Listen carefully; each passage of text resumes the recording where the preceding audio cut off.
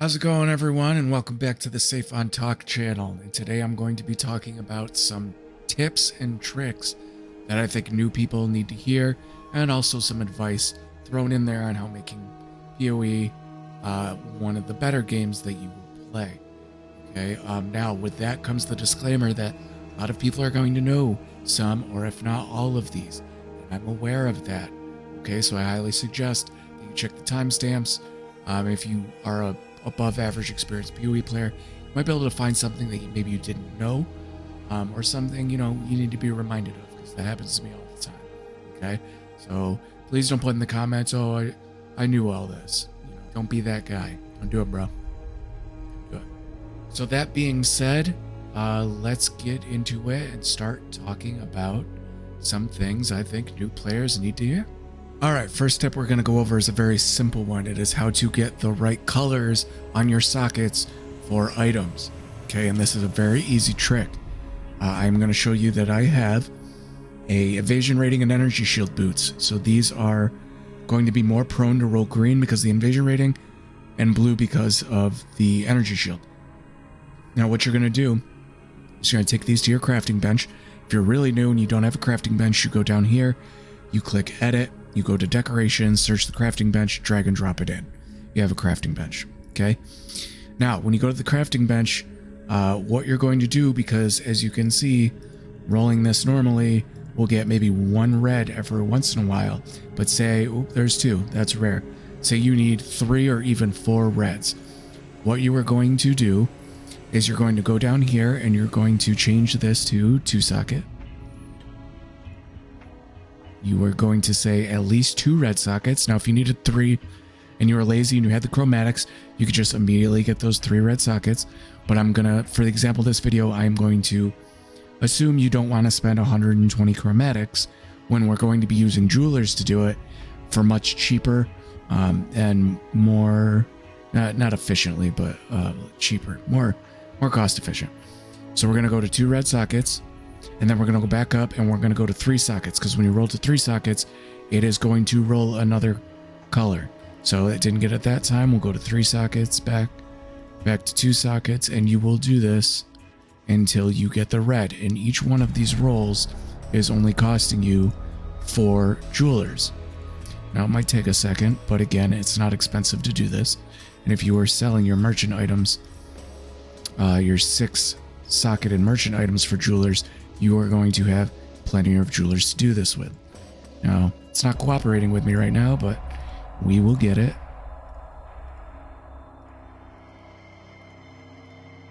So there you go. So now we have 3 sockets, 3 reds. Say if you needed 4, you would do this again and repeat until you get 4. Now, I probably won't go through with all of this, but you just keep repeating the same process to get the 4th red. There we go. 4 link sockets. There you go. So that is an easy and simple way on how to do this. A very good tip, and keep that in mind. The next thing that is incredibly important, and something I think all new players need to hear, especially when they start mapping and getting a little overwhelmed, is that you have to enjoy what you do.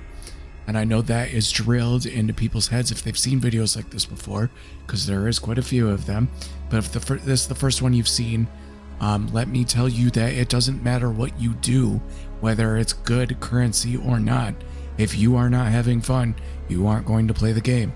And in a game like this, one of the advantages is that no matter what you're doing, whether it's incredibly lucrative or not, you are moving forward. Whether it's getting experience, whether it's just getting basic currency, whether it's learning the game, learning the characters. But overall, if it's fun, you will get there. You might not get there as fast as everyone else, but who cares? Because you're never going to get there if you stop playing because you're bored of the content you are doing. So it all goes back to what I was saying. Try the new content. Find something you like. The first season that I actually got in the game after playing on and off for a long time was Ritual League. Really enjoyed Ritual. But just know that no matter what you do, the advantage of this game is you are always moving forward. You are always progressing. You can go to Act 5 and pick a random area and farm that. if it was really fun for you, and you would eventually find some divines. It's just bound to happen. It wouldn't be super lucrative, but if that's really what you enjoyed, that's what you could do. You come home, long day at work, have a couple drinks, take some drugs, decide you want to farm for currency in Act 5. Pretty solid night, right? Wrong. Don't farm for currency in Act 5. My point is, that's one of the beautiful things about this game, is you were almost never moving in the wrong direction, no matter what you are doing. If you're doing anything that can drop something, you are always moving in the right direction, so always remember that. Don't get stuck up on, I need to do the most lucrative and quickest thing possible, no matter how much I hate doing it. And when you get to the point that you found some content and you want to get a little bit more serious about making currency, you have the option to do so. There's a lot of guides. You can do it by trial and tribulation, because a lot of the stuff gets pretty self-explanatory when you actually play it. Delve, heist, incursion, again, is a little more complicated. Delirium, harvest, there's so many at this point. Expedition, people love expedition, not my thing. I don't really like the whole boom boom chest thing, intrusion and all that. But a lot of people love that, and they say it's very lucrative. So if you like running expedition logbooks, do that. And if you find something you like, say you liked, I don't know, delirium, harvest, and essences. There might be, I heard there's a great guide by Safe on Talk that's out there that I want to check out. And that brings me to the next tip, and that is get rid of the tedium of this game as much as you can, because it does exist, and I am going to use probably the greatest example, and that is Flasks. Okay, now Flasks, obviously, once you get higher up, more complicated characters, you are going to be pianoing them if you don't know what you're doing. Okay, you're going to be constantly hitting 1, 2, 3, 4, 5 while you're trying to hit other skills. It's not fun, it's tiring, it's carpal tunnel bait. Okay, so what you can do is you can go to your crafting bench and get the flask recipes. They are in, I believe, they still are, in Oriath, near the, or Oriath, I don't know how to pronounce that, but they're near the end of the game, in the upper left corner, I believe. So if someone on comments can correct me on that, I'll pin the message, but they are hard to find. And what you can do, and as an example, I'll show you my bottled faith flask. Now, I only care about this flask when I am fighting a rare or unique enemy. Okay, I don't need it against normal mobs. I don't need it on all the time. It's not that big a deal. So what I have this set to is used when you hit a rare unique enemy. I took the flask, I went to the flask enchantments in here, paid for it, and here it is, used when you hit a rare unique enemy. You can do this even on unique flasks. So when you hit a rare unique enemy, if it's not already being used, it will use it. Okay, you can do the same with, say, a Quicksilver flask. You want some speed, you can turn that to use when charges reach full. So as you're killing stuff and moving really quick, it's filling up. Once it gets to the top, it reuses it again. If you're even remotely quick at clearing stuff, you don't have to be, insanely fast. This will be on pretty much all the time. So there's a whole lot of things you can do to get rid of the tedium of flasks. Okay, so those are just some good examples. Make sure you are using those.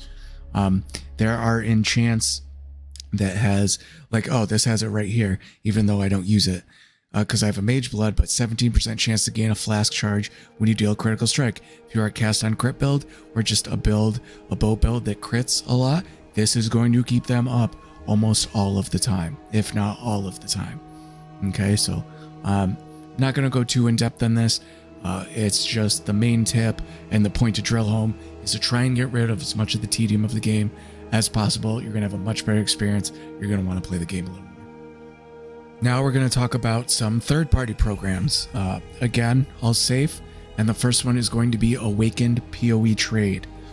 Okay, when you download this and you just run it, it is going to run in your taskbar.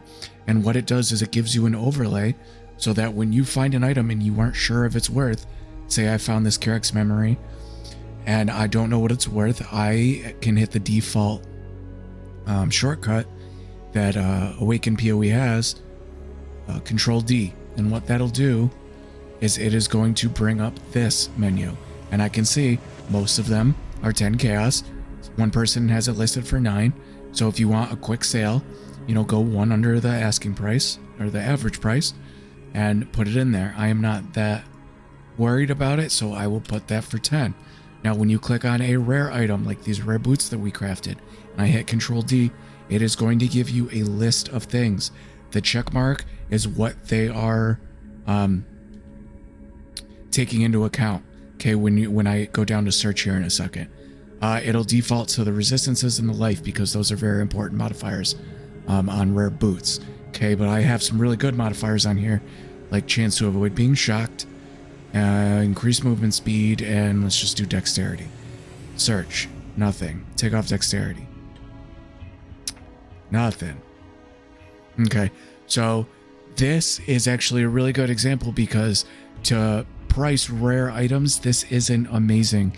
It's more or less to give you a baseline of, you know, if you have something that's worth it or not. Because if I were to just put 17 life, say you found boots with 17 life and 16% total elemental resistance on them, and you searched, there's a lot and they are worthless. Okay, but once you start adding stuff, once you start adding stuff, if I take this off, yeah, here we go. So say if you found boots with 16% total elemental resist, and this will add up all of it. Since it has 8% cold and 8% lightning, it, you know, 8 plus 8, 16% total resistances. You can get a baseline. So if I just had these mods on these boots, they would be worth, you know, I'd say I'd put them up for 30 chaos. Don't feel obliged unless you really just want, if you're really desperate or need the currency, to always just undercut everyone. I'll usually just go, okay, 25, 30, 50, I'll go like 35, maybe 40, and just wait a little bit. And then after a while, you can kind of check back and, you know, see if you need to lower certain items. It's a very powerful tool. It also works on items that have fractured mods. They're the mods. I don't know if I actually know of an item I have with a fractured mod on it. I probably should. Oh, there we go. So this fractured mod, you'll learn more about this, but this means if there's a one that's in kind of a gold text, it's fractured. So when you re-roll this or craft with it, that mod stays. So no matter what I do to this, that 16% critical strike multiplier one-handed melee weapons will stay there. And you can find these in some maps. They will drop fractured items, and you'll know them when you pick them up because one of the mods will look like this. Now, it can be just, you know, white or blue. If it has a good fracture, as you can see this one, if I hold Alt, it tells me that that top mod is a tier 1 mod. That means it is the best mod. Okay, it's the highest version of this mod you can get. Now, it can roll 15 to 18%, as you can see, but it rolled 16%, but it's still a tier 1 mod. So if you Control D, if you see up here, there's the pseudos, all these, and then you can click base item, which means if you just found a normal item with crappy mods, but it has a decent fractured mod, right here, fractured, some people will buy this as a crafting base. Okay, so if I click search, 113, 10 chaos. Nothing crazy. Obviously, this jewel is worth more than that because I was using this on a previous build. It's a very good jewel. It's probably worth, you know, 1, 2, maybe 3 divine. But that's also something that this tool can do. So Awaken POE Trade, very important. I think everyone should use it. Another third-party thing that you probably have heard about is TFT, the Forbidden Trove Discord. It is a Discord full of thousands upon thousands of POE players that has just kind of become the norm in how you buy and sell certain things in bulk. So I'm going to bring it up here. And what you're going to do is you're going to go to Google, type in TFT POE Discord. It'll come up immediately. You click on it. You'll join the Discord server. And when you open it up, it is going to be incredibly intimidating. I mean, look at all this stuff. So many like topic stuff. And keep in mind, they have to, you know, do standard, hardcore, you know, league, crucible league, softcore and hardcore. Whole bunch of stuff, and they have a lot of general chats. but it is a little intimidating. It's ridiculous. And honestly, there's probably a section of people selling feet pics on here. It's just so extensive, but it is very invaluable. And I've gotten a couple comments because I talked about this on one of my previous videos. A couple of people were like, oh, TFT's a nightmare. I didn't really comment on it, but I was kind of like, I've never done anything on here that didn't make my life a million times easier. Super weird. But yeah, I highly suggest you join the TFT Discord. Even if you don't plan on using it right away, get familiar with it. Get used to hearing about it. It's eventually going to be very important to you. And just from scrolling up, if there's a benchcraft that you don't have that you want, there's always people that are like, will say, I just want some credit for it. So there's like a part in the Discord where right here, service vouchers, they just want you to say, oh, he did this benchcraft that I didn't have the crafting recipe for free. Nice dude. I don't know exactly why people do that. I assume it's because they want to sell higher services like leveling, power leveling services and stuff. And they want people to not, for that, they want people to look up and be like, is this guy going to screw me over? Then they'll see 1,000 things where someone didn't screw you over. But there's something for everyone on this. Again, I'm sure there's horror stories about it. I've never had any issues with it. I think it's perfect. So let's say you've been farming for a little while, you have a strategy, and you really like running the essence monsters, which is a strategy I run. Made a whole video about that. You can check that out. Once you have enough essences, you can sell these in bulk instead of selling them one by one. Much easier, much simpler. You have more time to map. You have more time to kill stuff. Okay, so once you have enough of these essences, what you can do is you can go into Google and type in TFT bulk selling tool. First link's going to be the Forbidden Trove bulk. You're going to go in here. My account is already linked. You're going to want to link your account.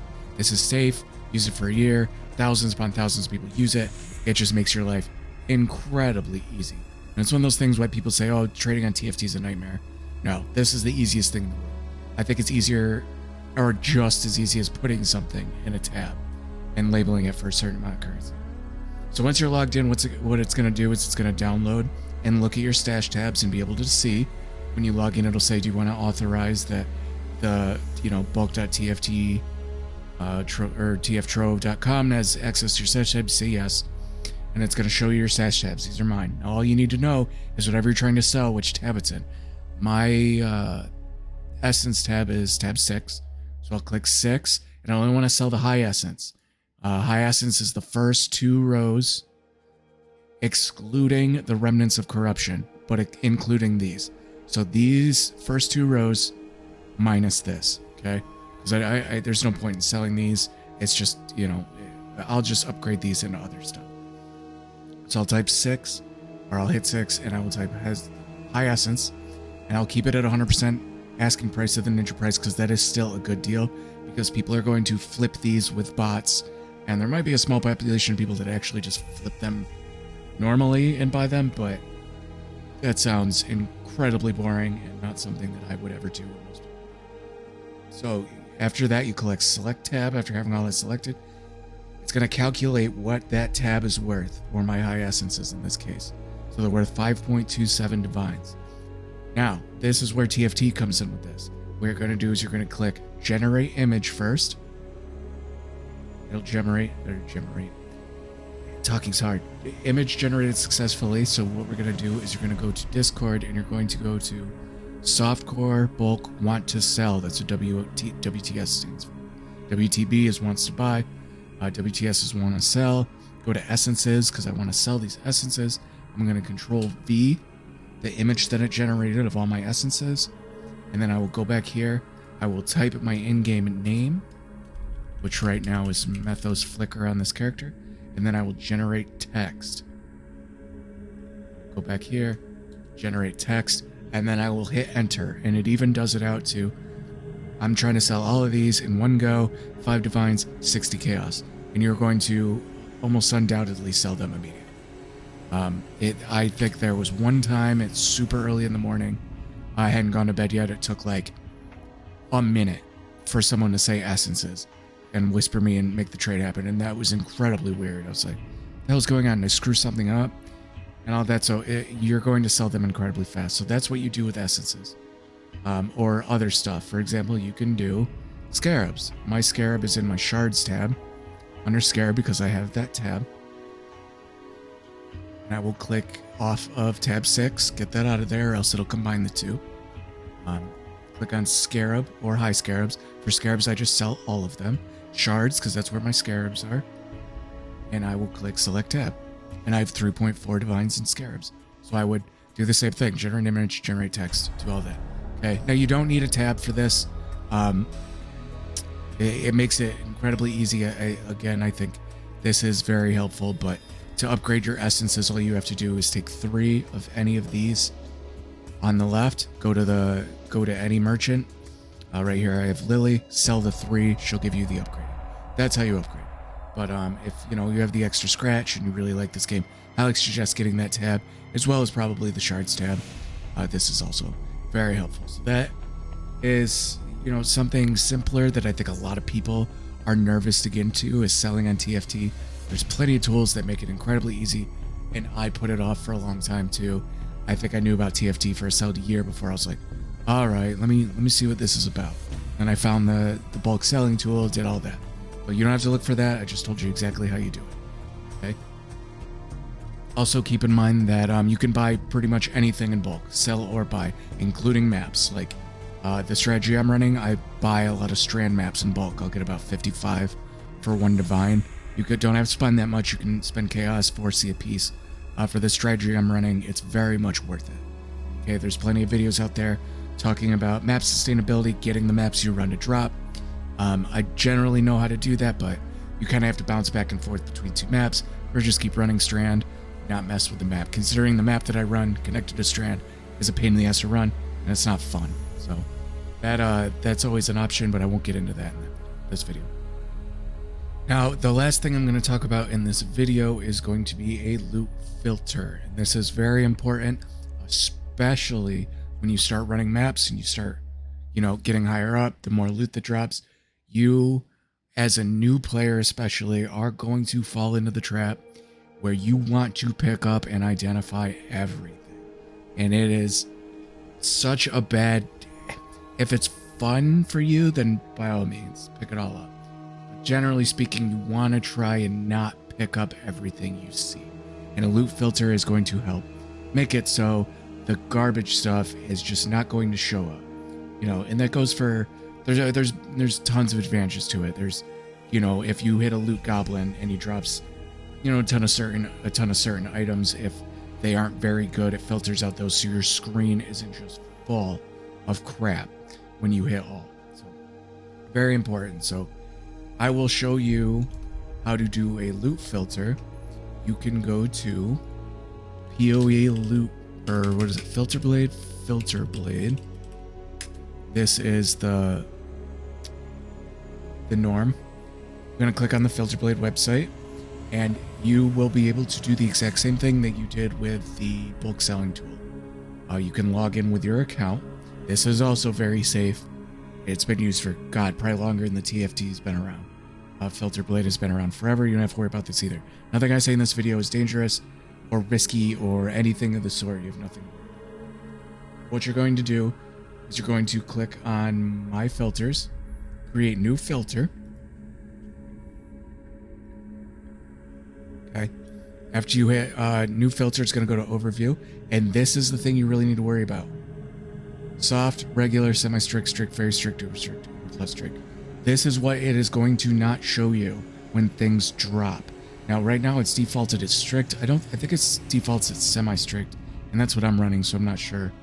Soft is ridiculous. That shows everything, obviously. Regular, it gives some leeway to stuff.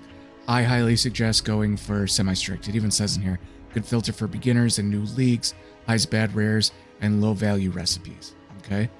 Strict is something I move into maybe like a couple months in. Stuff isn't worth as much, all that. But even to like today, it's like a month into the league, I still will do semi-strict. Okay, so once you have that, you can click on Save and Export. You type in a description, type in video filter, load by default. Nope, don't have to do that. Sync or download. Okay. Everything else seems fine. So I'm going to sync or download. Valid name. Oh, I didn't add a name, I had a description. Video filter. Sync or download.